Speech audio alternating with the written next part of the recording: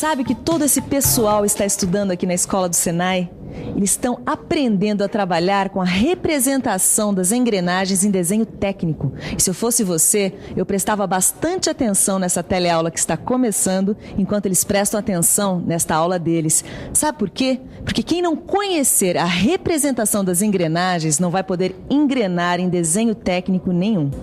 Você vai aprender nesta teleaula de elementos de máquinas como se faz a representação das engrenagens em desenho técnico. Você vai conferir como é feita a representação dos dentes, o desenho de pares de engrenagens e ainda vai ficar por dentro das características das engrenagens. E aí, pronto para mergulhar no desenho das engrenagens? Opa, acho que estou atrapalhando. Melhor eu ir indo para começar a aula.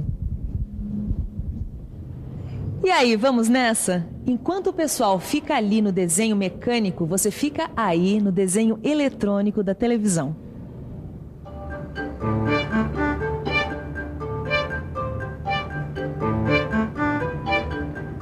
E aí, Tito? Tudo bem? Ô, Silva, tudo em cima? Ainda bem que você chegou.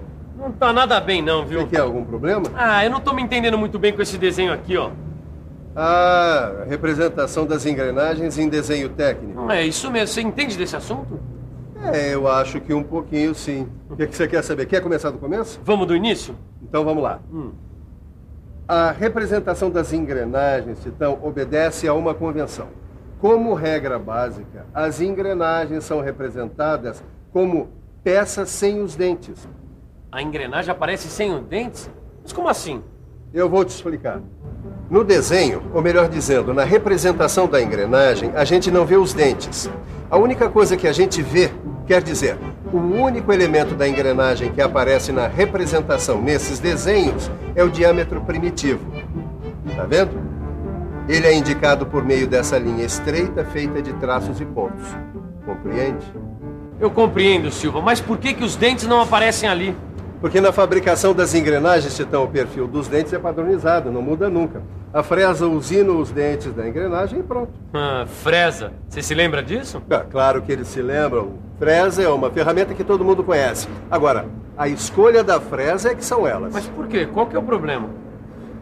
A escolha da fresa depende da altura da cabeça e do número dos dentes da engrenagem que se quer executar. Por isso a gente não representa o perfil dos dentes, compreendeu? É, mais ou menos. Não, mas como mais ou menos, Titão?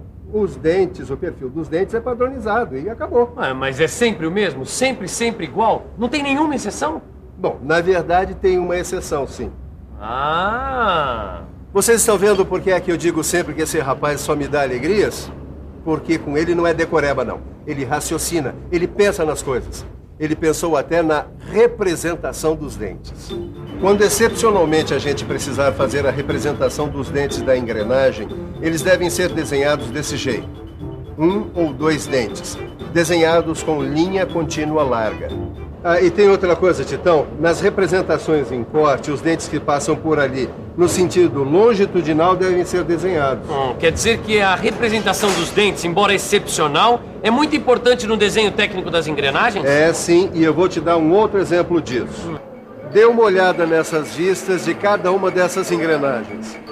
Repare que na vista frontal e na vista lateral, na parte que não mostra o corte, a raiz do dente não aparece, isso é, não é representada.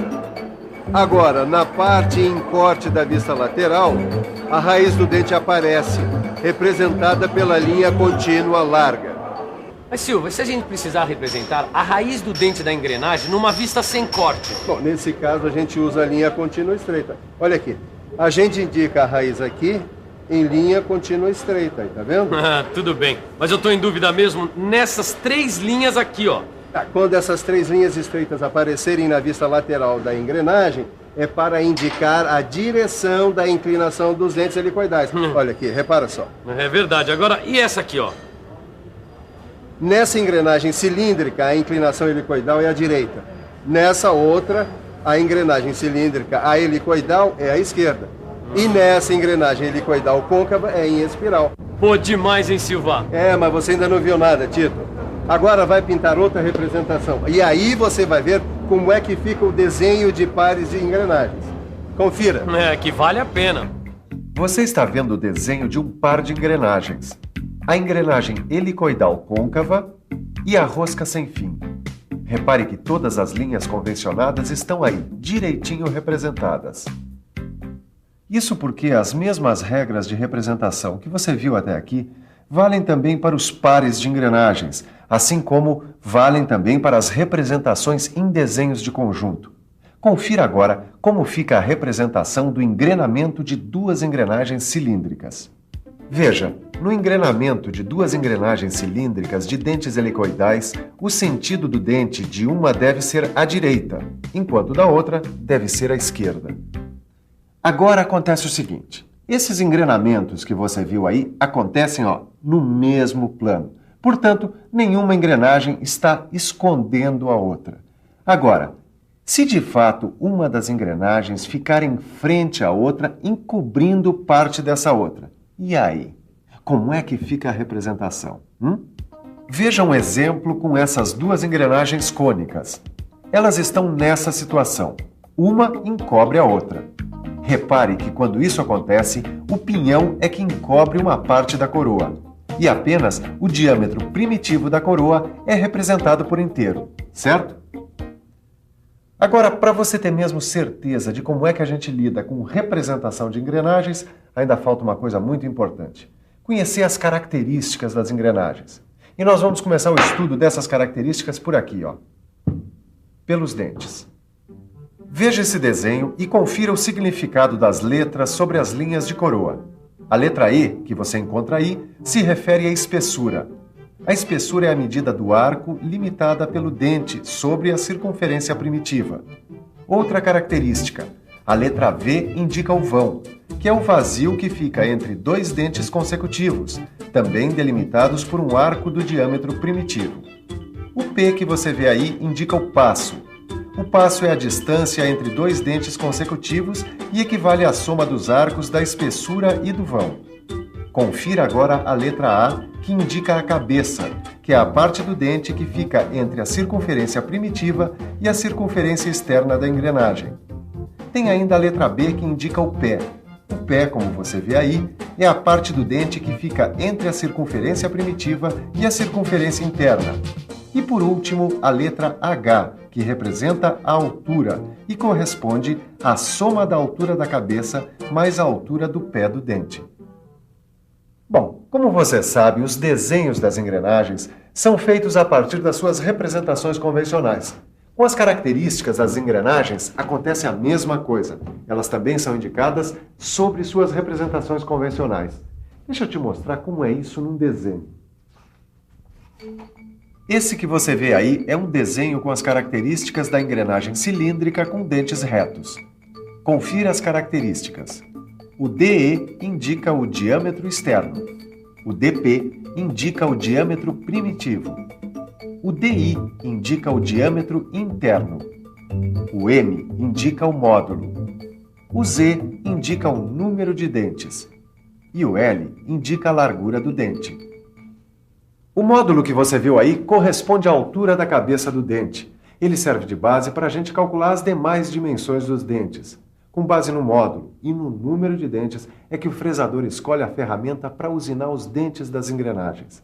Veja agora alguns perfis de dentes do sistema módulo. Agora, para avançar o seu conhecimento, confira as características da engrenagem cilíndrica com dentes helicoidais. Na engrenagem cilíndrica com dentes helicoidais, a única característica nova que aparece indicada no desenho é alfa, que é o ângulo de inclinação da hélice. Tá vendo? No caso da engrenagem cônica com dentes retos, além das características que você já conhece, outras ainda vão aparecer. Essas características novas, próprias da engrenagem cônica, são as seguintes: AE, que é o ângulo externo, AP, o ângulo primitivo, AI, o ângulo interno, AC, o ângulo do cone complementar, e L, a largura do dente. E agora, para fechar a nossa teleaula, você vai conferir as características da engrenagem helicoidal para a rosca sem fim, que também tem algumas novidades. As novidades são as seguintes: DM, que é o diâmetro máximo da engrenagem, ACH, que é o ângulo de chanfro, e RC, que é o raio da superfície côncava. Bem, agora você já tem as informações necessárias para lidar com a representação de engrenagens em desenho técnico e pode se dar bem tanto na hora de desenhar uma peça quanto na hora de consultar um manual. Desde que você estude sua aula no livro, essas representações não vão ser mais problema. Na verdade eu vou ter que estudar pra valer, fazer bastante exercício pra pegar o jeitão das coisas. Pois é, meu amigo, agora é rachar no seu livro e fazer todos os exercícios. Que não são poucos. Mas esse é o único jeito de pegar as características pra valer, não é mesmo? E depois da revisão, é rachar o cano, hein? E atenção, se liga aí que é hora da revisão. Na teleaula de hoje, você estudou a representação das engrenagens. Você viu como é a representação dos dentes, das partes, o desenho de pares de engrenagens e as características de vários tipos de engrenagens.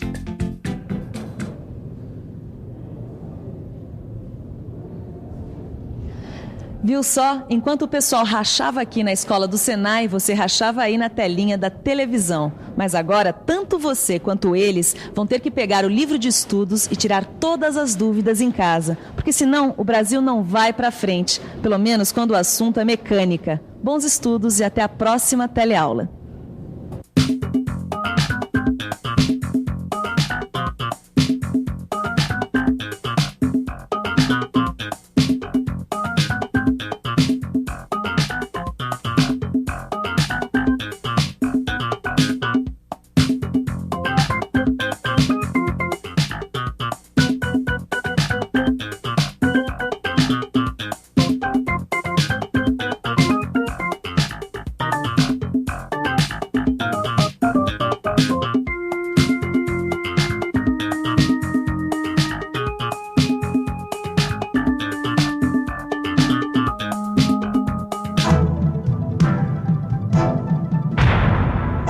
Telecurso 2000, um programa de educação do Sistema Fiesp e da Fundação Roberto Marinho.